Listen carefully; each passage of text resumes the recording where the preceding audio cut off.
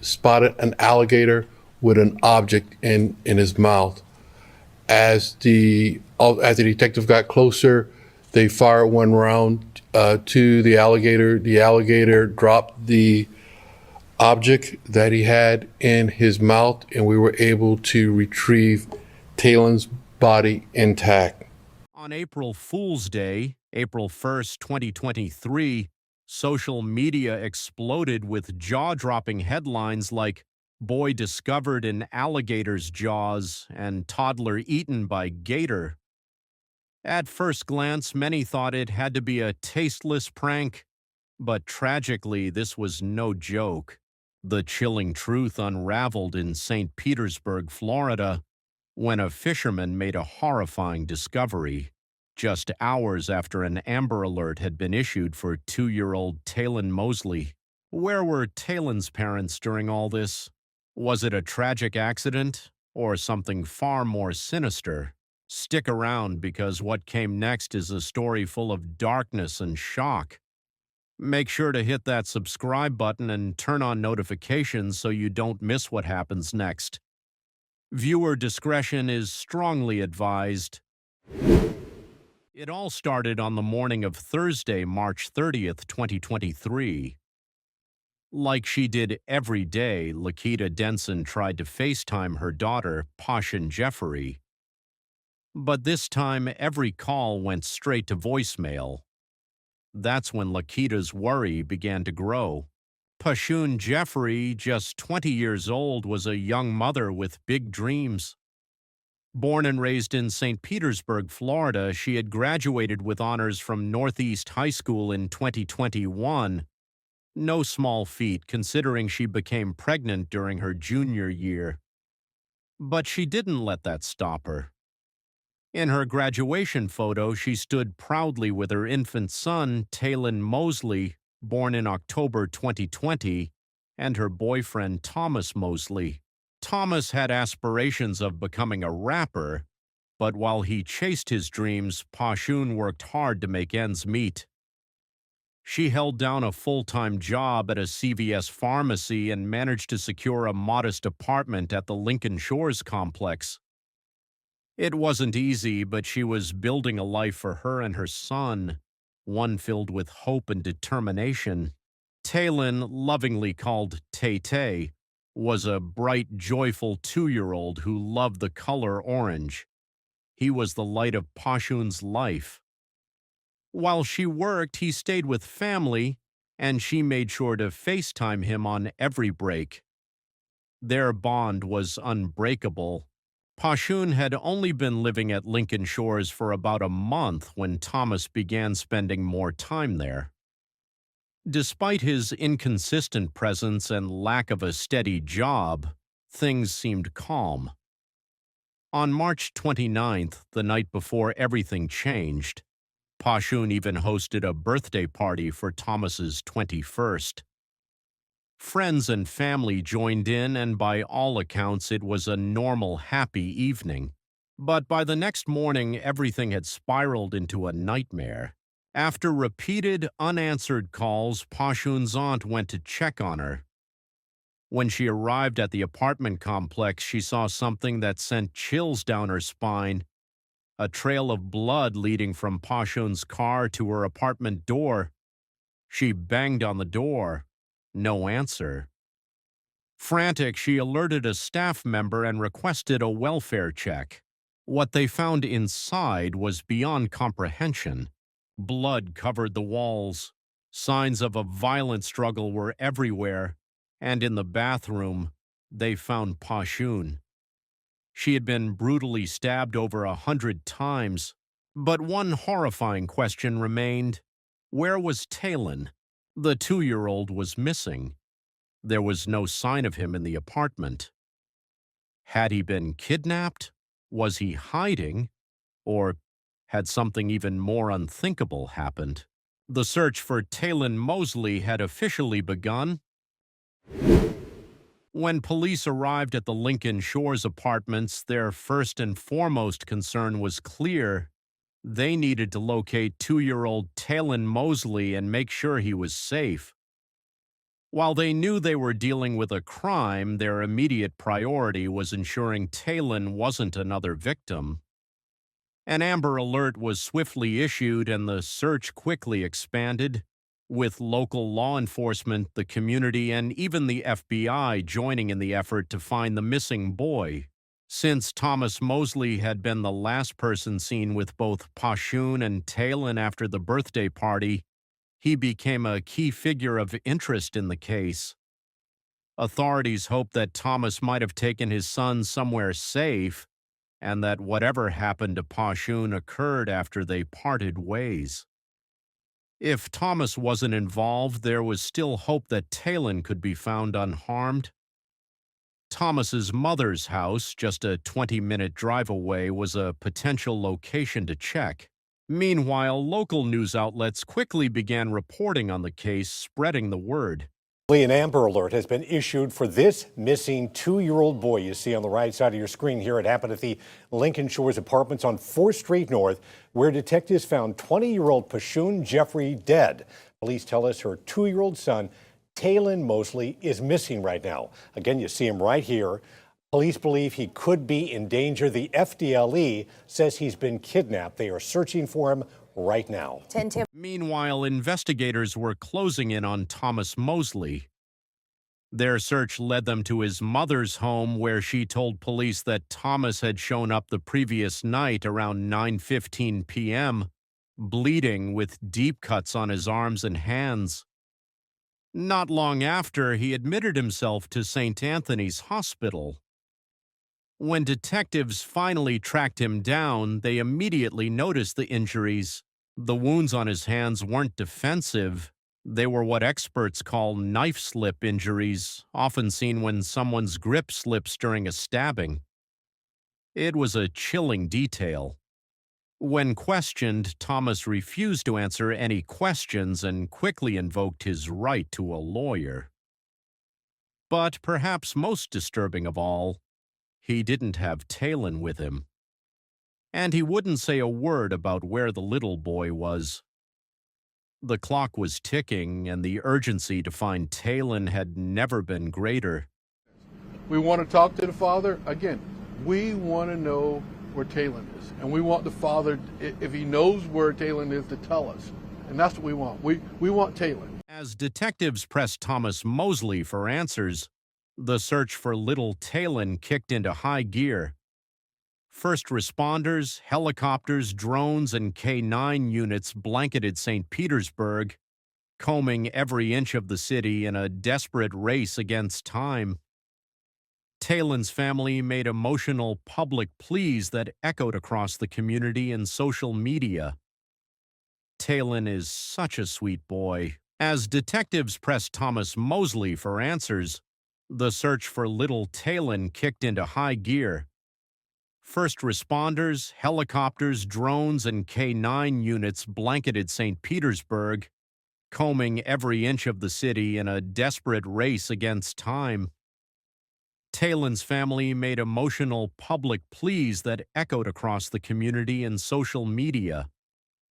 Taylen is such a sweet boy, always smiling, always laughing. He adored his mother, and she loved him more than anything in this world. We're begging the public, help us find Taylen. We've already lost Pashun. We can't lose him too. Someone out there knows something. Please, don't stay silent. With pressure mounting, dive teams searched canals, ponds, and lakes. A specialized bloodhound was brought in from a neighboring county. Investigators searched Pashun's vehicle and even towed away a massive apartment dumpster to sift through its.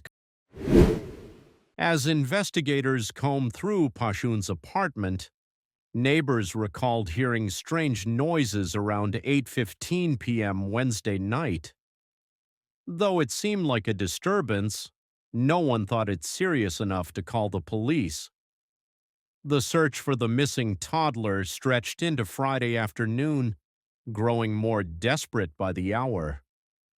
Then, just as hope was beginning to fade, a horrifying discovery turned the investigation on its head.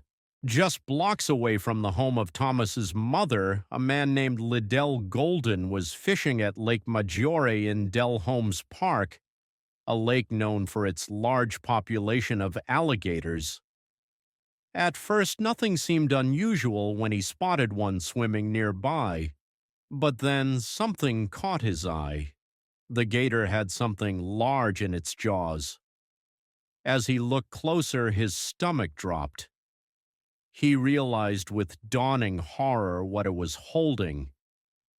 With officers already nearby, Liddell frantically waved them over.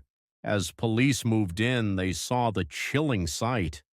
The alligator was carrying the lifeless body of a small child. One officer took a shot, striking the gator in the head. It released its grip, and rescuers were able to recover the child.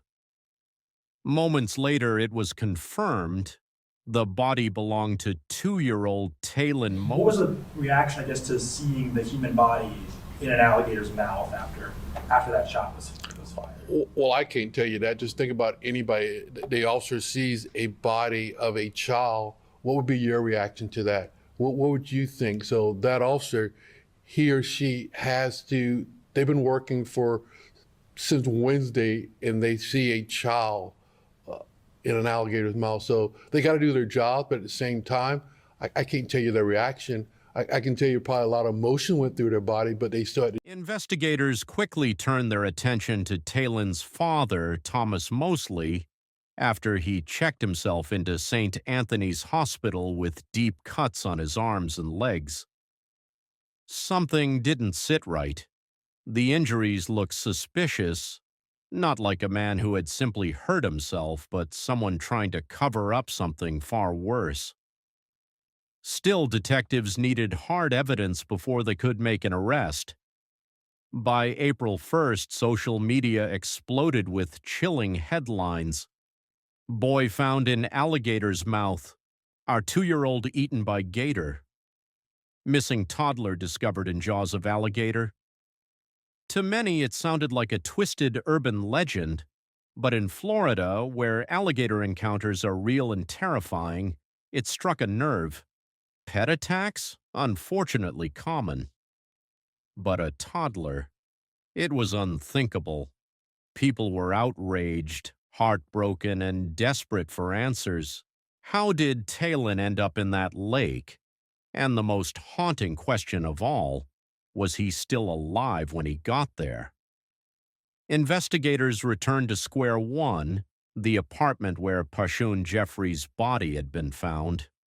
This time they found what they needed. In the blood-splattered bathroom, detectives noticed a set of bloody footprints, unmistakably stamped with the iconic Gucci logo.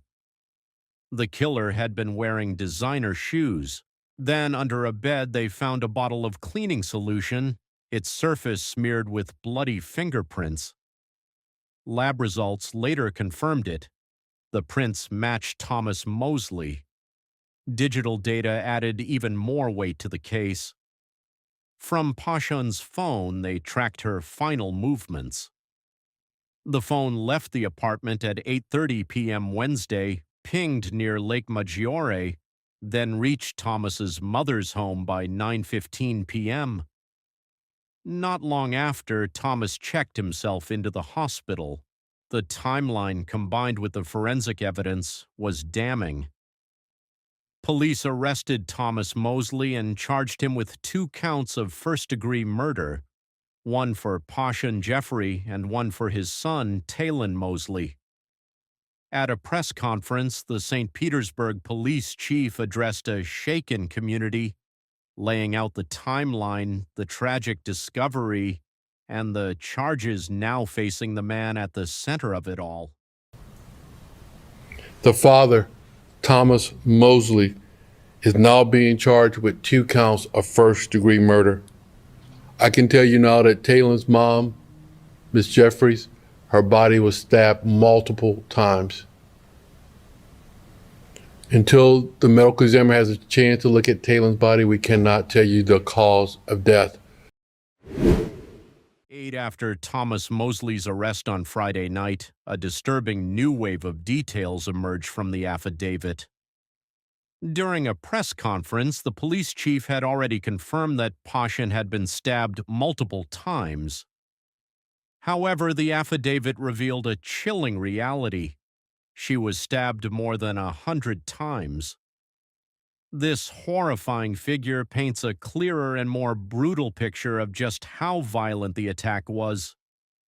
As for Taylen, the exact cause of his death remained unclear.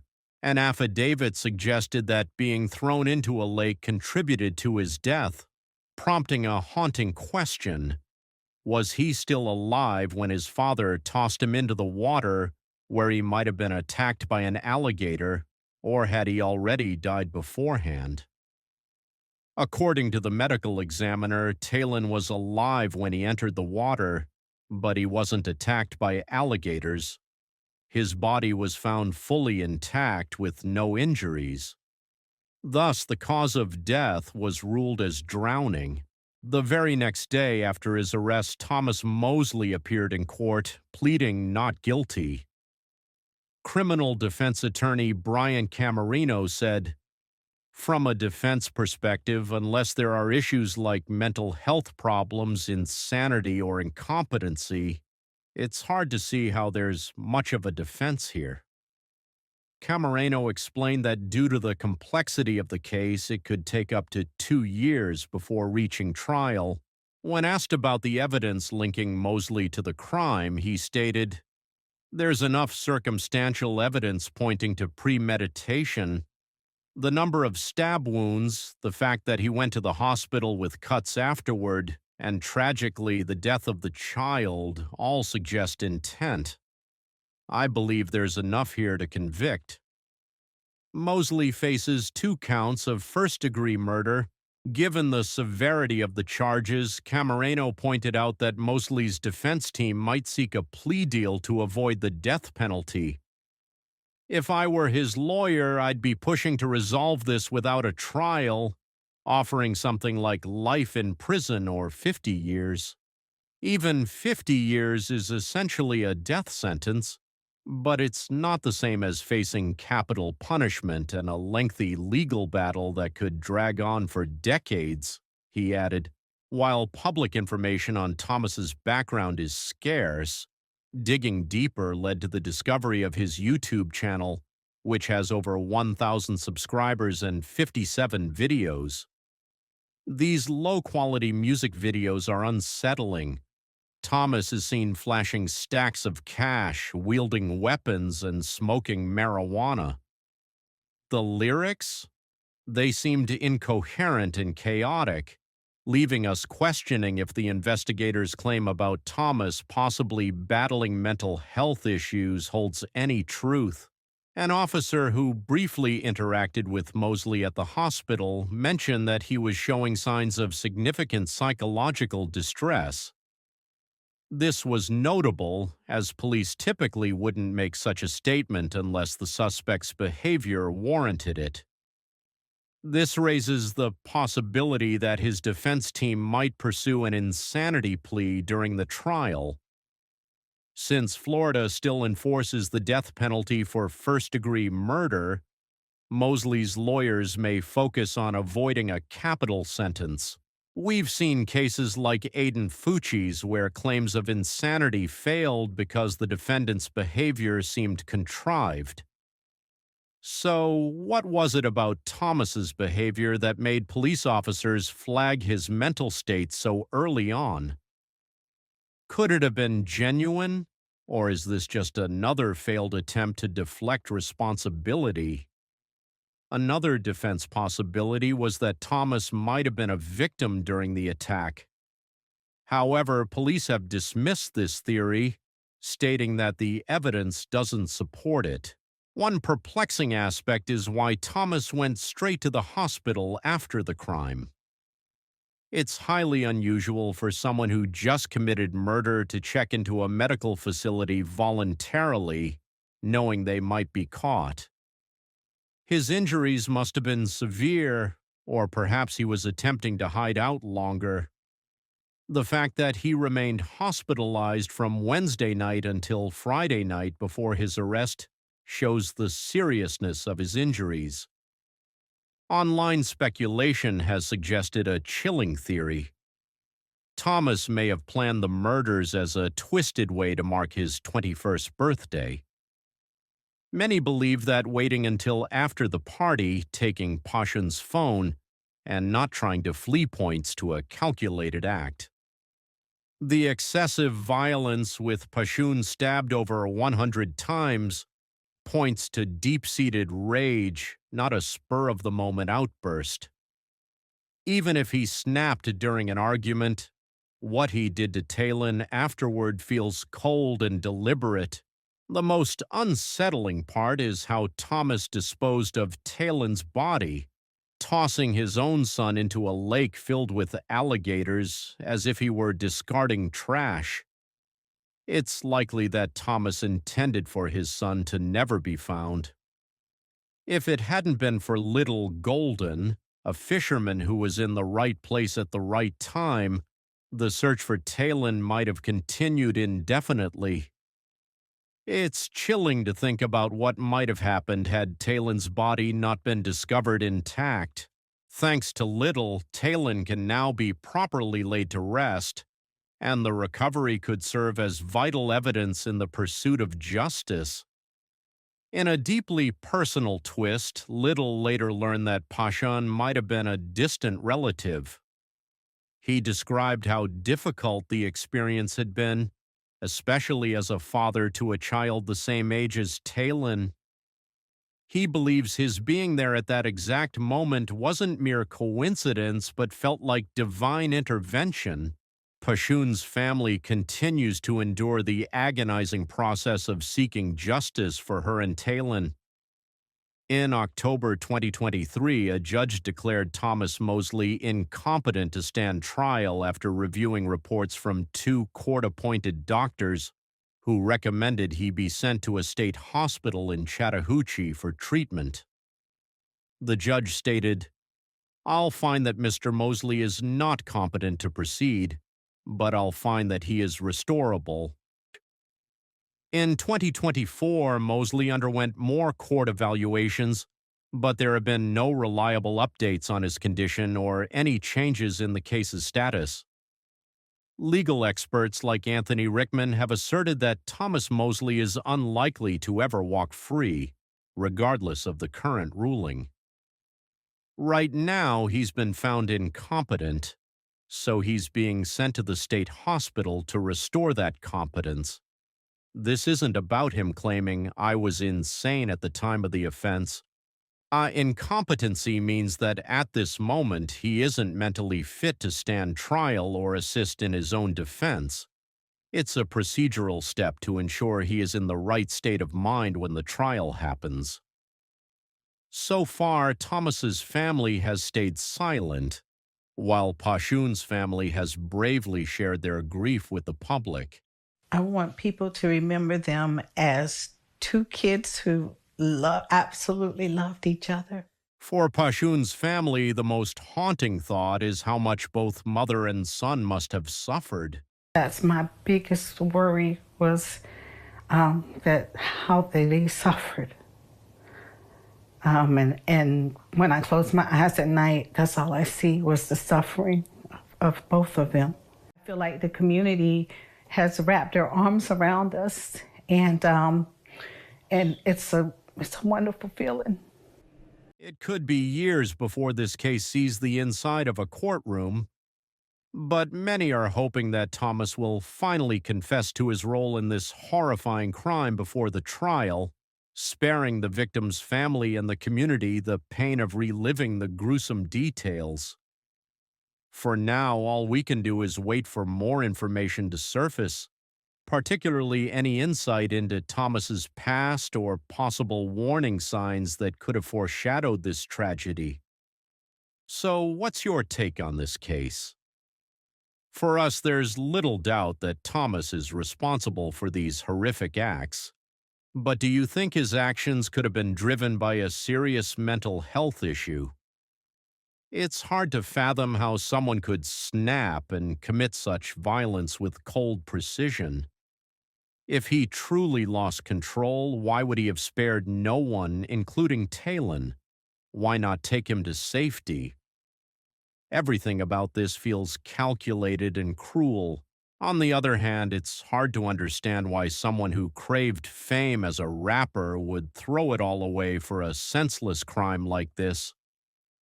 Could a failed music career have pushed him to such an extreme, making him think nothing mattered anymore? Until we learn more about his relationship with Pashun and any possible history of violence, we may never fully understand the motive behind this tragedy. One thing is clear, though. Pashun and Taylen deserve justice. Pashun worked so hard to give her son a better life, only for both of them to have their lives violently and senselessly cut short. It's beyond heartbreaking. If you found today's story compelling, make sure to check out our channel for more gripping true crime content. Don't forget to like, share, and subscribe to stay updated on all our latest videos. Got a case you'd like us to cover? Drop your suggestions in the comments below. Stay safe, and we'll see you next time.